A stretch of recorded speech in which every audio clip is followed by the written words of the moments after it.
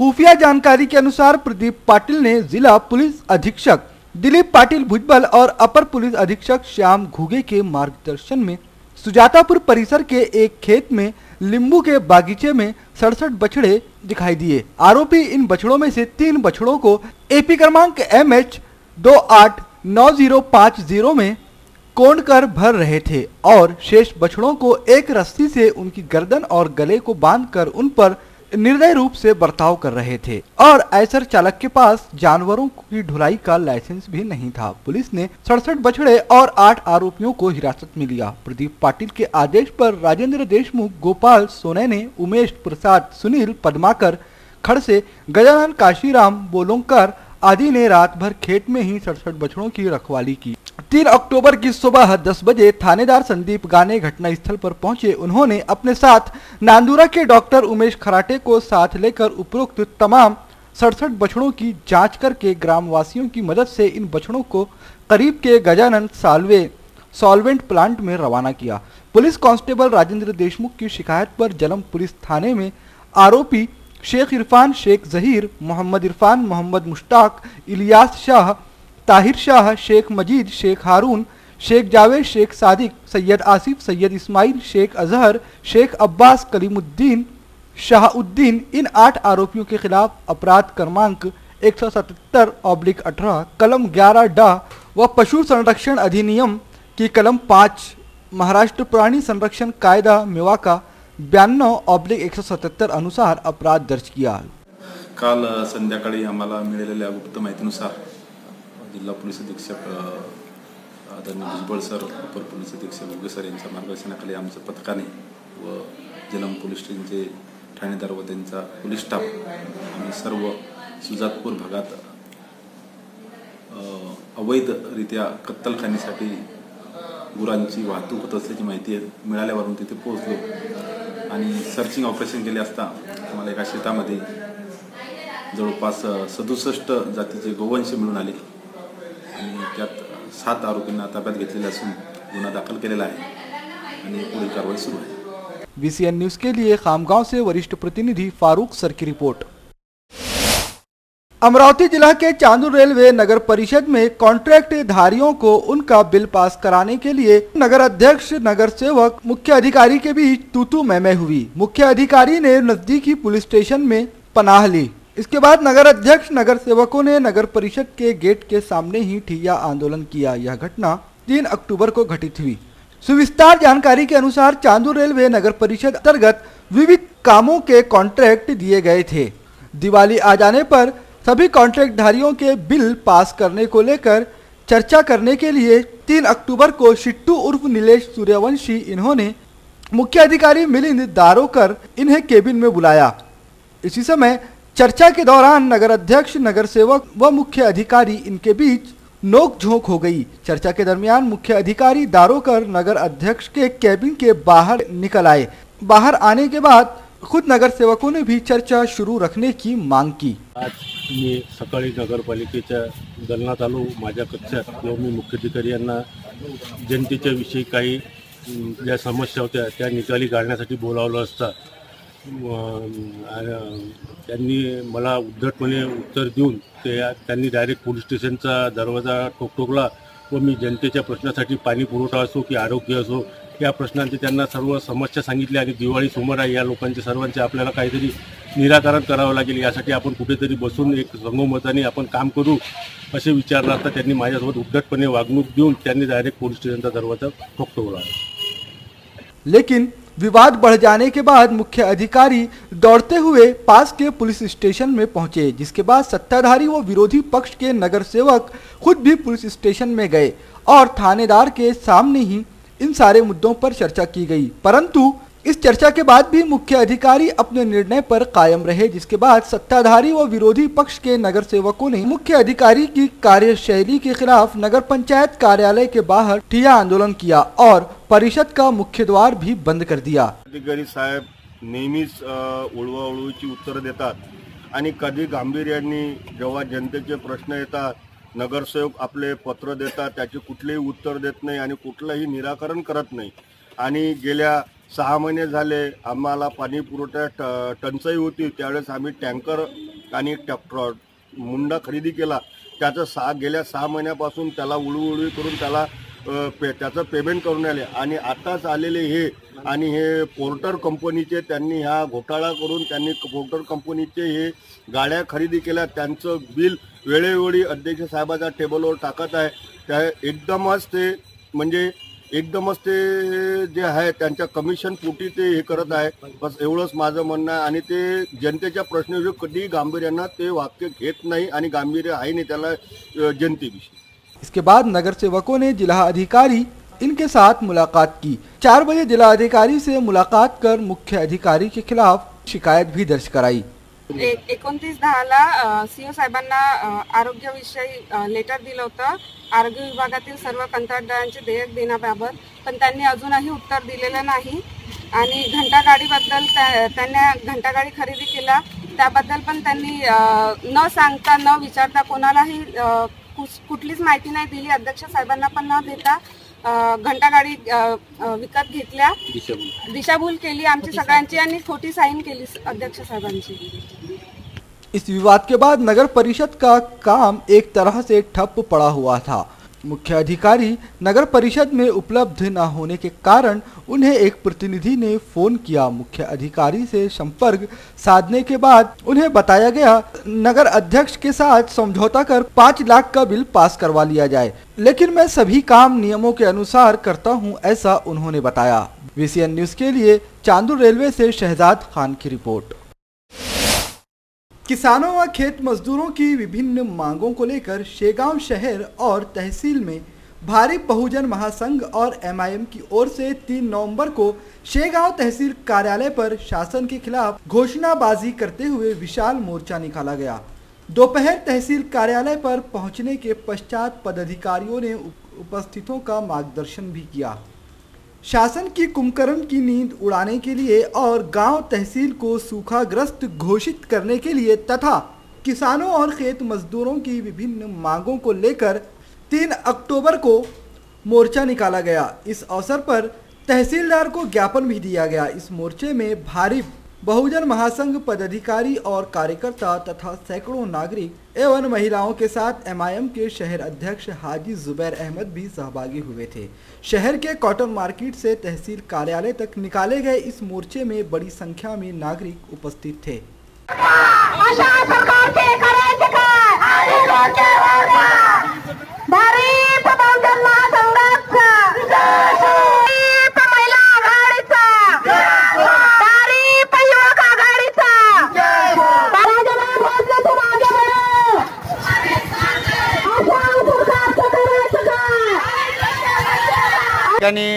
नगराध्यक्ष महोदयांनी जनतेतून निवडून आल्यानंतर इथे पदभार सांभाळून 2 वर्ष झालेली.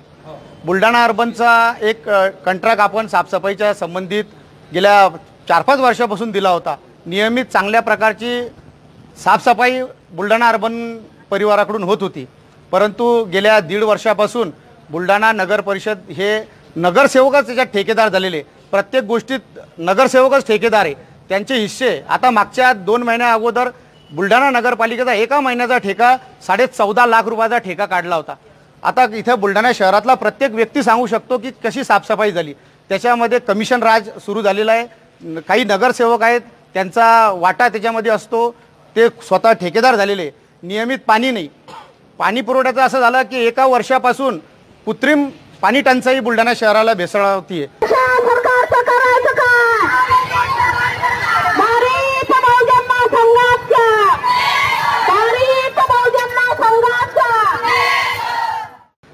बुलढाणा नगरपालिकेचा जो ताब्यात असलेला डॅम आहे हा 100% भरून सुद्धा 8-8 दिवस 9-9 दिवस नळ येत नाही. त्या ठिकाणचा बसवलेला पंप आहे, तो पंप गेल्या 2 वर्षात 50 वेळेस नादुरुस्त झाला. तेवढ्या पैशात नवीन पंप आला असता, परंतु नगरपालिका याच्यात काही लक्ष देत नाही.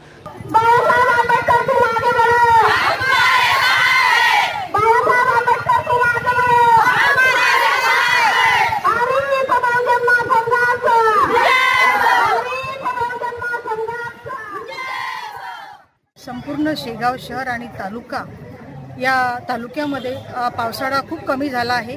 त्यामुळे शेतकऱ्यांना यावर्षी काहीच पीक झालेलं नाही आहे आणि मजुराला काम नाही आहे आणि उपासमारीची वेळ आलेली आहे आणि यामुळे खरोखरच अत्यंत म्हणजे दयनीय अवस्था आलेली आहे शेतकऱ्यांवर, का की त्यांना जीव देणे इतकत म्हणजे त्यांच्यावर पाळी आलेली आहे। त्यामुळे शेतकऱ्यांना जी शासनाकडून मदत पाहिजे आहे ती मदत काही मिळत नाही आहे। त्यामुळे आम्ही आज जो धडक मोर्चाचे जे तहसीलवर आयोजन केलेलं आहे, सगळे भारी बहुजन महासंघाच्या तर्फे आम्ही आज हे आयोजन केलेलं आहे। तरी आम्हाला सरकारला जी कुंभकर्णाची जी झोप लागली आहे ती उडवायची आहे आणि त्यांना जागा करायचं आहे की शासन म्हणजे काय, आणि जर मागण्या पूर्ण होत नसतील तर त्यांनी खरोखरच खुर्ची खाली करावी आणि जे शेतकऱ्यांवर जी म्हणजे आज दयनीय अवस्था आलेली आहे त्यांना जी वीज आहे ती वीज मिळण्यात यावी आणि जो सातबारा आहे तो कोरा मिळण्यात यावा आणि त्यांच्या ज्या शेतीचं जे म्हणजे उत्पन्न आहे ते खरोखरच त्या शेतमालाला बाजाराचा भाव देण्यात यावा आणि विमा योजना आहे ती चालू करण्यात यावी आणि जे तरुण रोजगार युवक आहे त्यांना कर्जाची आणि सगळ्याची शासनाने याची दखल घ्यावी आणि तसेच वीज जी आहे वीज त्यांना शेतकऱ्यांना मिळण्यात यावी व विजाचे बिल जे आहे ते खरोखर म्हणजे त्यांना दर कमी करण्यात यावे अशी आम्हाला शासनाला एक मागणी आहे। VCN न्यूज के लिए खामगांव से वरिष्ठ प्रतिनिधि फारूक सर की रिपोर्ट। भारतीय जनता पार्टी के प्रदेश प्रवक्ता शिवराय कुलकर्णी ने अमरावती शहर के श्रमिक पत्रकार भवन में एक पत्रवार्ता को संबोधित करते हुए बडनेरा अमरावती मतदार संघ के आमदार रवि राणा पर तीखे आरोप लगाए। उन्होंने कहा कि आमदार रवि राणा भ्रष्ट कार्य कर रहे हैं। इसके साथ साथ शिवराय कुलकर्णी ने विधायक रवि राणा पर विजय मिल की जमीन को षड्यंत्र रचकर हड़पने के प्रयासों का आरोप भी लगाया। शिवराय कुलकर्णी द्वारा बताया गया कि बडनेरा के विजय मिल की जगह पर पिछले कई वर्षों से मिल के बंद होने के बाद वहां पर कई लोग रह रहे हैं, जिसके लिए शासन ने वहां पर रहने वालों को मालकी हक का पट्टा देने का निर्णय भी किया है। लेकिन पिछले 10 वर्षों से इस जगह पर विधायक रवि राणा अपनी नीयत गड़ाए हुए हैं, जिसकी वजह से उन्होंने मालकी हक के पट्टे के निर्णय पर अमल नहीं होने दिया। ऐसा गंभीर आरोप भाजपा प्रदेश प्रवक्ता शिवराय कुलकर्णी ने आमदार रवि राणा पर लगाया है। इसके साथ साथ उन्होंने यह भी कहा कि एक वक्त था जब विजय मिल बडनेरा की शान हुआ करती थी। विजय मिल पर ताला लगने के बाद ही यह जमीन वस्त्र उद्योग महामंडल अधिकारियों के मातहत आ गई। 2005 से लेकर अब तक इस जमीन पर अलग अलग नेताओं की तरफ से कब्जा करने के लिए कई बार प्रयास किए गए हैं और इसके साथ ही पिछले 10 वर्षों से इस जमीन को लेकर आमदार रवि राणा कई बार अपनी भूमिकाएं बदल चुके हैं, जो कि संदेहास्पद है। रवि राणा ये सारे पैतरे सिर्फ और सिर्फ इस जमीन को कौड़ियों के भाव हड़पने के लिए कर रहे हैं। इसके साथ साथ शिवराय कुलकर्णी ने बहुत सारे कागजात भी सार्वजनिक किए, जो कि आमदार रवि राणा द्वारा महसूल विभाग व उस वक्त के तत्कालीन मंत्रियों को व जिला अधिकारी को लिखे गए हैं और यह मांग भी की कि विजय मिल की जगह किसी के जेब में ना डालते हुए सरकार को यहाँ पर एक बड़ा उद्योग शुरू करना चाहिए, जिससे कि शहर और बडनेरा परिसर के युवाओं को रोजगार मिल सके। विजय मिलची जी जागा आहे ती जागा घशात घालण्याचा प्रयत्न बडनेराचे विद्यमान आमदार रवि राणा यांनी गेल्या 10 वर्षांपासून चालवलेला आहे। विविध प्रकारचे खोटे नाटे पत्र काढून जनतेची दिशाभूल करून तिथल्या सामान्य माणसांना, गोरगरीब माणसांना, मिल चाळीमध्ये राहणाऱ्या गोरगरीब माणसांना त्यांच्या हक्काची जागा सरकारने देण्याचे कबूल केल्यानंतरही त्यांची घरं न होऊ देता ही जागा पूर्णपणे गिळंकृत करण्याचा आमदार रवि राणा यांचा डाव आहे। त्याच्यामुळे आमची सरळ मागणी आहे की विजय मिलची जागा ही कोण्याही खाजगी संस्थेला देण्यात येऊ नये। आमदार रवि राणा यांच्या शिक्षण संस्थेला तर मुळीच देण्यात येऊ नये। क्रमांक 1। क्रमांक 2, शासनाने एक निर्णय घेतला होता की मिल चाळीमध्ये राहणाऱ्या कामगारांना आणि गरीब लोकांना प्रत्येकी 225 चौरस फुटाची जागा ही मोफत देण्यात यावी।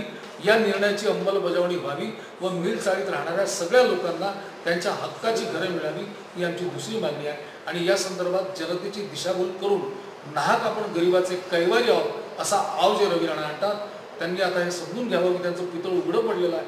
कारण की 10 वर्षामध्ये त्यांनी क्रमाक्रमाने ही जागा घेण्यासाठी प्रयत्न केलेले आहेत, ते प्रयत्न त्यांनी थांबावे असा इशारा मी या माध्यमातून देत आहे।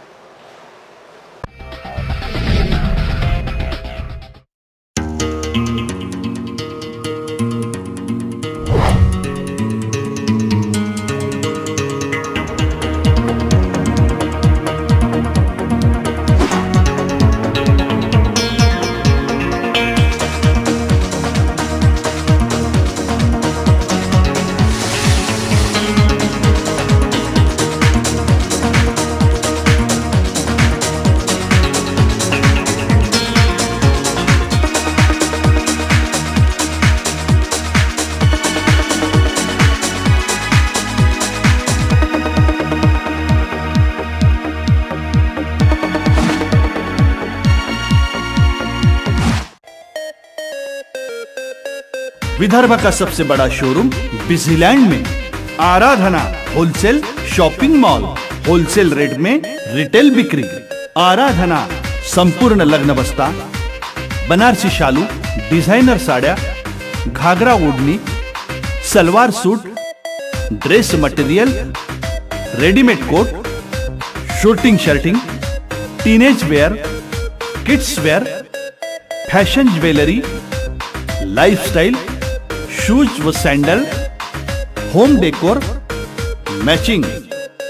लेन number L2, shop number 43 to 48, Busyland complex, Nandgaon Peth, Amravati. Aradhana wholesale shopping mall, wholesale rate में चिल्लर बिक्री।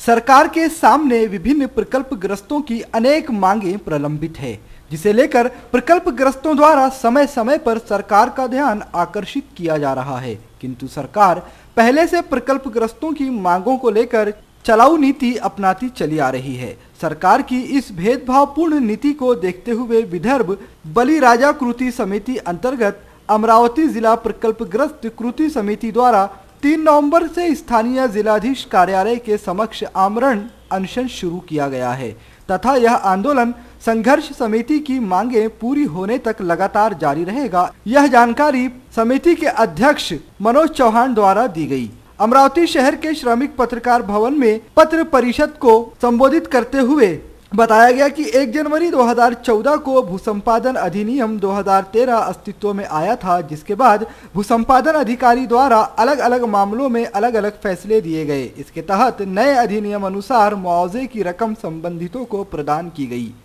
इस नए अधिनियम की धारा 64 के अनुसार अमरावती में भी प्राधिकरण स्थापित करना अनिवार्य व आवश्यक था, किंतु ऐसा हुआ नहीं, जिसके चलते पिछले 4 वर्षों के दौरान अमरावती जिले में मुआवजे से संबंधित 6 से 7 हजार मामले पेंडिंग पड़े हुए हैं।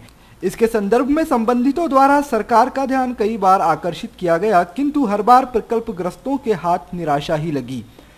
ऐसे में बार बार की निराशा से परेशान होकर जिले के प्रकल्पग्रस्तों ने आंदोलन का रास्ता अपनाने का निर्णय किया और इस फैसले के तहत अचलपुर, चिकलधरा, धारणी व चांदूर बाजार परिसर के मनोज तायड़े, संजय धोंडे, मारोतराव भुजबल, शेख उस्मान, नीलकंठ आमझे, रमेश दहीकर, के जामकर, संतोष वर्धे, संजय गिंद सहित करीब 560 प्रकल्पग्रस्त किसान जिलाधीश कार्यालय के समक्ष सड़क पर बैठकर अपनी दीपावली मनाने की तैयारी में लगे हुए हैं। इस पत्रकार परिषद में जिला प्रकल्पग्रस्त संघर्ष समिति के अध्यक्ष मनोज चौहान, सचिव मनोज तायड़े, उपाध्यक्ष रवि बुदिया तथा जिला संगठक सचिन ढोले उपस्थित थे। अमरावती जिले के जो प्रकल्पग्रस्त नागरिक हैं, क्योंकि जिन्होंने 2013 के पहले जिन्होंने सीधी खरीदी कर दी, ठेठ खरीदी बोलते हैं उसको, ठेठ खरीदी कर दी, उनको बहुत कम दाम मिले, क्योंकि बहुत सारी फसवेगिरी हो गई किसानों की, उकसाया गया, उनको धमकी दी गई, कलम सेक्शन 4 के अंतर्गत तुम्हारी ज़मीन ली जाएंगी, ज़बरदस्ती ली जाएंगी, इसलिए आप अभी देंगे तो आपका फ़ायदा होगा। इस तरह से उनको फंसाया गया और उनको बहुत कम दाम में, ज़्यादा से ज़्यादा 3 लाख रुपए प्रति एकड़ से उनकी ज़मीन खरीदी गई, जबकि वो नहीं देना चाहते। बहुत सारे लोग, 70% जो लोग हैं वो भूमिहीन हो गए और हमारा यही सरकार से डिमांड थी कि यहाँ के जो किसान हैं, जो 70% जो कम दाम में जिनकी ज़मीन खरीदी गई, वो लोगों को 2013 के कायदे की तरतूब लागू करें और उनको जो मुआवजा है वो बढ़ा के दें। अगर आप ये नहीं कर सकते तो कोई ऑप्शन के तौर पे आप पैकेज या फिर कुछ भी कर सकते हो, लेकिन सरकारें सुनने के लिए तैयार नहीं। हमने जो कम से कम 1 साल हो गए इसके विरोध में हमने आंदोलन चलाया। समृद्धि महामार्ग के भूसंपादन व निर्माण में भारी आर्थिक घोटाला हुआ है, जिस पर ग्राम शिवणी रसूलपुर के किसान अमोल राजकुड़े व मोरेश्वर वंजारी ने 30 अक्टूबर को कोर्ट में अवमानना याचिका दायर कराई है, जिसकी जानकारी 3 अक्टूबर को विधायक वीरेंद्र जगताप ने पत्रवार्ता कर दी। सरकार पर तीखे आरोप भी उन्होंने लगाए। प्राध्यापक जगताप ने बताया कि इस महामार्ग की जरूरत नहीं है, वहीं इस मार्ग के शुरू होने से जो प्रदूषण होगा उसकी जिम्मेदारी क्या राज्य सरकार लेगी। इन्हीं विषयों को लेकर अपीलकर्ताओं ने कोर्ट में न्याय की गुहार लगाई है। भूमि अधिग्रहण के तहत जो नोटिस भू संपादन अधिकारी चांदूर रेलवे ने जारी की, उस नोटिस का हवाला देते हुए इस मामले में हाईकोर्ट की अवमानना हुई है, ऐसा उल्लेख भी किया गया। 2 अक्टूबर को पत्रवार्ता में याचिकाकर्ता अमोल राजकुड़े व मोरेश्वर वंजारी ने कोर्ट से ही हमें न्याय मिलेगा यह अपेक्षा व्यक्त करते हुए भाजपा सरकार पर मनमानी का आरोप भी लगाया। नागपूर बेंच हायकोर्टामध्ये आमच्या शिवनी रसुलापूरच्या अमोल राजगुरे आणि मोरेश्वर वंजारी यांनी जी याचिका दाखल केली होती, त्या याचिकेमध्ये सरकारनं प्रतिज्ञापत्रामध्ये असं सांगितलं होतं की आम्ही 2013च्या भूसंपादन कायद्याप्रमाणे जमिनीचं अधिग्रहण करू। परंतु आता आम्ही वेगवेगळ्या स्तरावर ज्या शेतकऱ्यांनी जमिनीची खरेदी करून दिली नाही, त्या शेतकऱ्यांनी जेव्हा भूसंपादनाच्या नोटीस वर्तमानपत्रामध्ये झाल्या, त्यानंतर प्रत्यक्ष शेतकऱ्यांना नोटिसेस आल्या, त्याचं ऑब्जेक्शन घेण्यासाठी, त्याच्यावर हरकती घेण्यासाठी, सूचना देण्यासाठी जेव्हा SDO आणि प्राधिकृत अधिकाऱ्यांनी नोटिसेस काढल्या, तेव्हा उत्तर देण्यासाठी आम्ही जेव्हा गेलो, हरकती नोंदवल्या, लेखी हरकती नोंदवल्या, वकिलामार्फत नोंदवल्या, त्या नोंदवलेल्या हरकती खारिज करत असताना SDO आणि प्राधिकृत अधिकारी यांनी स्पष्ट लिहिलं की तुमच्या याचिका खारिज करण्यात येत आहे आणि त्यामध्ये 1955 महामार्ग अधिनियम हा राज्याचा त्यांनी भूसंपादन करण्यात येत आहे। मग हायकोर्टामध्ये सरकारनं दाखल केलेलं प्रतिज्ञापत्र खरं की आता प्राधिकृत किंवा SDO चांदूर रेल्वे यांचं म्हणणं खरं, यासाठीची अवमान याचिका आदरणीय तुकाराम भाऊंच्या मार्गदर्शनाखाली अमोल राजकुळे आणि मोरेश्वर वंजारी यांनी दाखल केलेली आहे। 2013च्या भूसंपादन कायद्यामध्ये पुनर्स्थापन आणि वाजवी मोबदला मिळण्याचा हक्क एवढं सुस्पष्ट कायदा आहे। असं असताना 1955च्या कायद्याचा आधार घेऊन सरकार पळवाट काढतं आहे। सरकार या वाजवी मोबदला, वाजवी पुनर्संघटन, वाजवी पुनर्स्थापन या सगळ्या गोष्टींना बगल देण्यासाठी हा 1955च्या कायद्याचा वारंवार उल्लेख आपल्या वेगवेगळ्या प्राधिकृत अधिकाऱ्यांच्या मार्फत करते आहे आणि पळ काढते आहे। इसके साथ ही कम्युनिस्ट नेता व पूर्व जिला परिषद स्टैंडिंग कमेटी सदस्य ने सरकार पर गंभीर आरोप लगाते हुए कहा कि सरकार इस मामले में जिस तरीके से भूमि का अधिग्रहण कर रही है, उसमें कुछ लोगों को बहुत ज़्यादा फायदा दिया जा रहा है, जबकि कुछ लोगों के हक भी मारे जा रहे हैं। सरकार यह जो कुछ भी कर रही है सिर्फ और सिर्फ मुख्यमंत्री देवेंद्र फडणवीस का सपना साकार करने के लिए कर रही है।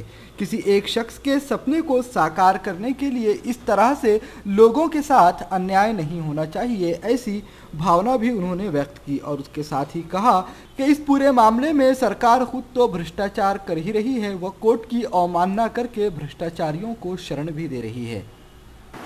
याच्या बाबतीत आमचं मत असं आहे की राज्य सरकारने हा नागपूर मुंबई द्रुतगती महामार्ग करण्याचं ज्या दिवशी ठाण केलं मांडलं, त्याच दिवशी हा प्रश्न निर्माण झाला होता की या रस्त्याची गरज काय, आणि आम्ही त्या निमित्तानं या माननीय उच्च न्यायालय नागपूर खंडपीठाची याचिका दाखल केली। सरकारने आमची एक प्रतिज्ञा नाकारली, पण दुसऱ्या प्रतिज्ञेमध्ये जेव्हा सरकारला विचारलं न्यायालयाने की याच्याबद्दल तुमचं काय मत आहे, न्यायालयाने सांगितलं की आम्ही 2013च्या कायद्याप्रमाणे याचं मूल्यांकन आणि पुनर्व्यवस्थापन पुनर्स्थापना करतो आहे, देत आहोत। आता आम्ही शासनाला वेळोवेळी विचारतो आहे की तुम्ही जे काही अधिग्रहणाची कारवाई केलेली आहे ती न्यायालयामध्ये दिलेल्या उत्तरानुसार नाही, आणि म्हणून आता आम्ही 30 ऑक्टोबरला या निमित्तानं जे शेतकरी पूर्वी जनहित याचिका दाखल केली होती त्यांनाच अवमान याचिका दाखल करण्याचा अधिकार आहे, तो दिलेला आहे। आमचं मत असं आहे एका ठिकाणी जरी कायदा मोडला असेल तरी राज्य सरकारने ही कृती का करावी। राज्य सरकारला कायदा केंद्राचा माहित नाही आणि राज्य सरकारला केंद्राचा कायदा डायल्यूट करण्याचा नाकारण्याचा अधिकार आहे मुळीच नाहीये, आणि म्हणून जो काही मुजरपणा राज्य सरकारच्या वतीनं चाललेला आहे, प्रलोभन दाखवणं, खोट्या नाट्या गोष्टी सांगणं की आता द्या नंतर दिले तर तुम्हाला आम्ही कमी देऊ, या सगळ्या बाबीचा आम्ही निषेध करतो। आणि सरकारनं जी काही कारवाई केलेली आहे त्या कारवाईमध्ये जर पारदर्शकता नसेल तर 2013चा कायदा डायल्यूट होत नाही तर काय होते, नाकारला जात नाही तर काय होते। आणि म्हणून या अवमान याचिकेमध्ये आता आमची बाजू न्यायालयानं मान्य केली, आमची याचिका दाखल करून घेतली। निर्णय काय होईल दोघांचं म्हणणं स्पष्टपणानं ऐकून घेतल्यानंतर होईल। अचलपुर तहसील अंतर्गत आने वाले काकड़ा यहाँ प्रीतम लांडे नामक युवा किसान ने हल्दी के उत्पादन में सफल प्रयोग किया है। खेती के संदर्भ में अच्छी फसल लेकर यह युवा किसान सभी किसानों के सामने अब आदर्श बन चुका है। बदलते मौसम की वजह से अच्छी फसल लेना यह किसानों के लिए सबसे बड़ी चुनौती है। ऐसे में प्रीतम लांडे ने अपनी खेती में नए नए प्रयोग कर सेलम हल्दी की फसल उगाई है। इस हल्दी के फसल के लिए प्रीतम को 1 एकड़ में 65,000 रुपयों का खर्चा आया है, तो दूसरी ओर 1,40,000 रुपयों का मुनाफा भी बताया जा रहा है। मी 3 जूनला माझ्या शेतात लागवड केलेली आहे हळदीची। सेलम या जातीची हळद मी लागवड केलेली आहे आणि आज जवळजवळ या हळदीला पूर्ण 140 ते 145 दिवस पूर्ण झालेले आहेत। जवळपास याचा अंदाजे खर्च हळदीचा एकरी मला 65,000 रुपयेपर्यंत येणार आहे आणि त्यामधून जे मिळणारे उत्पन्न आहेत हे मिळणारे उत्पन्न जवळपास 140 ते 145च्या दरम्यान मिळणार आहे। जेणेकरून आधी आम्ही सोयाबीन कपाशी पेरत होतो, पण आता ते बंद केलेले आहे, कारण एक तर पावसाचा अभाव आणि नापिकीमुळे त्याला एक भाव नाही मिळत। अशा परिस्थितीत शेतकऱ्यांनी काय करायचं, तर मग आम्ही हा एक दुसरा निर्णय घेऊन मागच्या वर्षीपासून हळदीची शेती करण्याचा निर्णय घेतलेला आहे। या शेतीमुळे आम्हाला मागच्या वर्षी पण चांगलं उत्पन्न मिळालेले आहे, जेणेकरून आम्ही सर्व यावरच आता याचा पेरा वाढवलेला आहे। मागच्या वर्षी आम्ही फक्त 1.5 एकराची लागवड केलेली आहे, पण या एक वर्षी आमची 5 एकराची हळदीची लागवड आहे आणि हळदीचं उत्पन्न पण चांगलं आहे आणि मार्केटला नेहमी भाव पण राहतात। त्याच्यामुळे मी स्वतःच हा निर्णय घेतला की आपल्याला आता हळद आणि अद्रक हे पिकं घ्यायचे आहेत। त्याच्याबद्दल मी दुसरा अजून शेतीला एक जोडधंदा म्हणून रेशीम उद्योग चालू केलेला आहे। इस युवा किसान को अपनी खेती में सेलम हल्दी की अच्छी फसल उगाने में सफलता प्राप्त हुई है। प्रीतम ने अपने खेती में अनेक प्रकार के बीज बोए थे, वो किसी भी एक बीज पर आधारित नहीं था। इसी के साथ ही उसने कई ऐसे प्रयोग अपनी खेती में किए जिसका परिणाम उसके फसलों पर हुआ। प्रीतम ने अपने खेती में हल्दी के साथ ही प्याज, टमाटर जैसी अनेक फसल भी उगाई है। इसी के साथ ही उसने अपने खेती में कई प्रकार के प्रयोग भी किए हैं, जिसका नतीजा प्रीतम को मिल चुका है। जमीन निवडपासून ते बेणे निवडपर्यंत या हळदीचं मार्गदर्शन हे माझ्याकडे आहे। प्रीतम लांडे यांनी पारंपरिक शेती, पारंपरिक पिकं यांना झुगारून काहीतरी नवीन पीक घेऊन त्यातून भरघोस उत्पादन घेण्याचा त्यांचा मानस होता। त्या अनुषंगाने मला भेटले, त्या पद्धतीने आम्ही हळद लागवड करायची हे त्यांना सल्ला दिला। आता नवीन पीक म्हटल्यानंतर नवीन पिकामध्ये येणाऱ्या अडचणी, नवीन पिकामध्ये लागणारं भांडवल या सगळ्या गोष्टीचं मार्गदर्शन करून बरेचसे लोक करून त्यांना मी या पिकापर्यंत त्यांची मानसिकता बनवली आणि इथपर्यंत त्यांना आणलं। VCN न्यूज के लिए अचलपुर से जावेद शाह की रिपोर्ट। शहर प्रशासन इस बात के लिए पूरी तरह से तैयार है कि दिवाली में पटाखों द्वारा ज्यादा प्रदूषण शहर की आबो हवा में ना फैले। नागरिकों को चेतावनी भी दी गई है और नागरिकों में पटाखों से होने वाले प्रदूषण के प्रति जागरूकता भी पैदा करने की कोशिश की गई है। लेकिन तस्वीर का दूसरा रुख यह है कि अमरावती महानगर पालिका खुद पर्यावरण को लेकर कितनी जागरूक है, इसका नज़ारा आप देख सकते हैं। लगभग 1 महीने सुकली कंपोस्ट डिपो से धुआं उठता रहा, लेकिन महानगर पालिका लाचार नजर आती रही। इतना ही नहीं, शहर में जगह जगह गंदगी आज भी पसरी हुई है और आगे चलें तो शहर में खुली नालियाँ अलग से सिरदर्द बनी हुई है। लेकिन इन सब चीज़ों की रोकथाम हो नहीं रही है। रोकथाम हो भी कैसे, इसके लिए मजबूत इच्छा शक्ति की ज़रूरत है, जो कि अमरावती महानगर पालिका के पास है नहीं। क्योंकि अगर इच्छा शक्ति होती तो सुकली कंपोस्ट डिपो की आग 1 महीने से नहीं सुलग रही होती। अगर इच्छा शक्ति होती तो शहर के कई इलाकों में आज भी गंदगी का हाल नहीं नजर आता। अगर इच्छा शक्ति होती तो शहर की नालियां साफ सुथरी होती और अगर इच्छा शक्ति होती तो महानगर पालिका द्वारा दिया हुआ पानी भी स्वच्छ होता और अगर इच्छा शक्ति होती तो अमरावती शहर की सीमा अंतर्गत खुले में शौच करते हुए लोग नज़र नहीं आ रहे होते।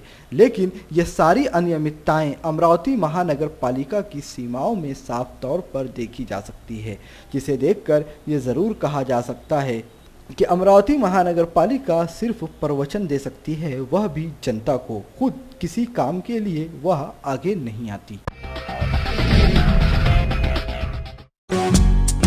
श्रद्धा फैमिली शॉपिंग में जाएंगे हम सभी, साड़ियों की नई डिजाइन देखो यहीं से लाएंगे। श्रद्धा फैमिली शॉपिंग में जाएंगे हम सभी, लेडीज जेंट्स बच्चों की हर फैशन लाएंगे सभी। फैशन के सफर में आप भी आगे ही आगे बढ़ते चलिए, क्योंकि बिजीलैंड का सबसे बड़ा आलीशान भव्य showroom Shraddha family shopping and mall, Busyland complex, Nandgaon Peth, Amravati.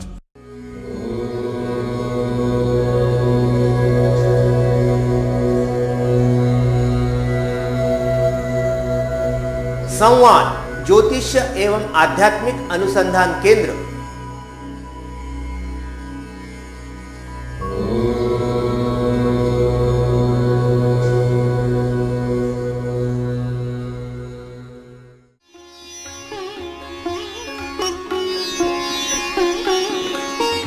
समृद्ध जन्म कुंडली के अनुसार करें अपने व्यक्तित्व का निर्माण, अपने बच्चों की परवरिश करें उनकी जन्म कुंडली एवं ज्योतिष परामर्श के अनुसार।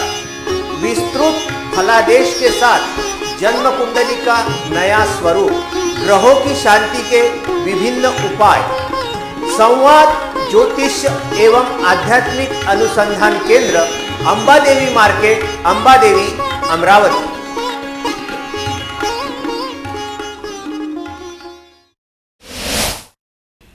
कस्तूरबा कन्या शाला के स्काउट गाइड विभाग की ओर से यूज एंड थ्रो वाली संस्कृति को बंद कराने के लिए एक नया उपक्रम लिया जा रहा है। इस उपक्रम के तहत प्लास्टिक का उपयोग कम होने के लिए एवं पर्यावरण को किसी भी प्रकार की हानि न पहुंचाते हुए उपयोग में न आने वाली साड़ियाँ, चद्दर, लेस से बनी खूबसूरत थैलियों का स्टॉल लगाया गया। इस मौके पर सभी नागरिकों को यह थैलियाँ कम पैसों में बेची गयी। छोट्या थैल्या घेतल्या, त्यांची मनोरूपा मी चांगली केली आहे। तेवढेच पैसे होते माझ्याकडे, ते दिले मी, खर्चाचे पैसे त्यांना दिले। इसी के साथ ही कस्तूरबा कन्या शाला को महात्मा गांधी की 150वीं जयंती वर्ष पर स्वच्छ भारत स्वच्छ शाला का राज्य पुरस्कार भी प्राप्त हुआ है। इसी अवसर पर लोगों में प्लास्टिक उपयोग के बारे में जन जागृति के लिए इस उपक्रम का आयोजन किया गया है। स्काउट गाईड विभागातर्फे या ठिकाणी आणि त्याचप्रमाणे विशेष म्हणजे राष्ट्रपिता महात्मा गांधी यांची 150वी जयंती वर्ष आहे। त्याचबरोबर आमच्या शाळेला यावर्षी महाराष्ट्र शासनाचा राज्य पुरस्कार प्राप्त झालेला आहे। स्वच्छ भारत स्वच्छ शाळा हा राज्य पुरस्कार या ठिकाणी प्राप्त झालेला आहे। या दोन्ही गोष्टींचं औचित्य साधून शाळेने एक उपक्रम राबवला स्काउट गाईडच्या माध्यमातून की कापडी पिशव्या शिवून घ्यायच्या। मग ह्या कापडी पिशव्या शिवून घ्यायच्या म्हणजे मग कापड कुठून उपलब्ध होणार, त्याकरिता सर्व कर्मचाऱ्यांना आवाहन करण्यात आलं आणि विद्यार्थ्यांनी सुद्धा त्यामध्ये हिरिरीने भाग घेतला आणि घरी असणारे जे टाकाऊ कापड आहे ज्याचा कुठेच उपयोग होऊ शकत नाही असे कापड त्यांनी प्रभारी शिक्षकांकडे आणून दिले आणि त्याच्या पिशव्या त्या ठिकाणी तयार करण्यात आल्या आणि इतका अल्पावधीत त्याला मागणी वाढली ग्राहकांची। इस उपक्रम दौरान सभी विद्यार्थियों के साथ मुख्याध्यापिका एमआर गावंडे, केवी रामेकर, पीएस टेकाड़े, एसजी चंदेल के साथ आदि शिक्षक कर्मचारी मौजूद थे। वीसीएन न्यूज के लिए अक्षय गवई की रिपोर्ट। अमरावती सहित पूरे देश भर में दीप पर्व दीपावली का आगमन होने को है। बाजार सजने लगे हैं, जिसके चलते अमरावती शहर भी जगमगाने लगा है। शहर में जगह जगह त्योहारों में इस्तेमाल की जाने वाली सामग्रियों के बाजार सजने लगे हैं। विशेष तौर पर अमरावती शहर के अंबादेवी मंदिर के पास भव्य मार्केट सा सजा हुआ है। यहाँ पर दीप, पटाखे, आकाशदीप, दिए सब कुछ बिक रहा है। लोग आ रहे हैं और अपने अपनी पसंद की चीज़ें खरीद कर अपने घर दिवाली का त्यौहार मनाने के लिए रवाना हो रहे हैं। दिवाली के इस आकाश पर्व पर शहर की सड़कें भरी नजर आ रही हैं। सिर्फ शहर नहीं बल्कि आसपास के बाज़ारों में भी काफ़ी रौनक छाई हुई है। लोग दिवाली के त्यौहार की तैयारियों में लगे हैं। आखिर प्रकाश पर्व की धूम ही लोगों में ऐसी मचती है कि लोग इस त्यौहार को मनाने के लिए काफ़ी पहले से तैयारियों में लग जाते हैं। पटाखे, दीप, दिए, आकाशदीप और त्योहार में लगने वाली दीगर सामग्री के लिए शहर भर में भव्य मेला सा लगा हुआ है। अमरावती शहर में दीपावली का त्योहार काफ़ी धूमधाम से मनाया जाता है। असंख्यक दीप जल उठते हैं जिससे काली अमावस की रात भी चमक उठती है। इस प्रकाश पर्व पर लगने वाली मिट्टी के दिए इन दिनों खूब बिक रहे हैं। इस वर्ष अत्याधुनिक व अन्य देशों से लाए गए दीपों को नागरिकों ने अपनी पसंद में जगह नहीं दी है। उसके स्थान पर पारंपरिक दीप खूब पसंद किए जा रहे हैं, जिसके चलते बाजार में सर्वत्र दीपों की दर्जनों दुकानें नजर आ रही हैं।